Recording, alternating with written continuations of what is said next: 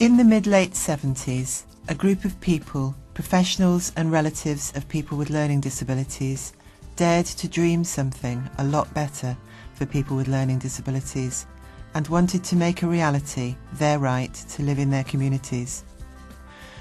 In the face of a plan for a 40-bedded unit in Preston, they persuaded North British Housing Association to develop the housing for the scheme in the Plungington area of Preston, with good transport and local facilities, and also persuaded the North West Regional Health Authority to invest in their vision of resettling 20 to 25 people from the Royal Albert Hospital in Lancaster back to their hometown in Preston into ordinary terraced housing after some 20 to 35 years of incarceration.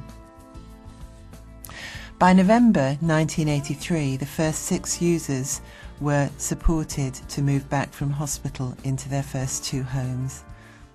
I started doing my learning disability training at 18, so it was quite a scary thing at first because the Royal Albert was such a large place, and but I didn't have any ideas of what it was going to be like, what was expected of me.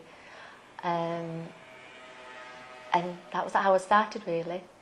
So I was saying that I value the time that I spent at the Royal Albert because it also gives me an insight of the people who used to live there, exactly what they went through.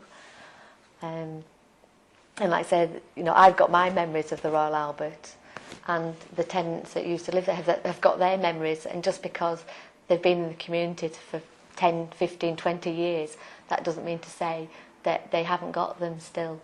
And memories make a person and how they develop and how they think. And I think all memories should be valued, really. When I was in Brocco, I went in when I was a little lad. And then I wrote up there. And then I used to go to school there. Like I said, once you get in them places, you have a job getting out. Lorraine has a different background and came from home living with her parents.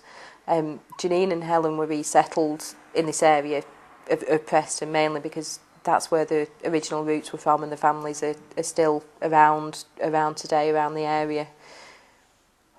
I can remember seeing her on where she was the ward that she was living on, and I went to visit her the other day, and it was actually lovely to see that she's in a lovely house, and she's sharing with people that she wants to share with.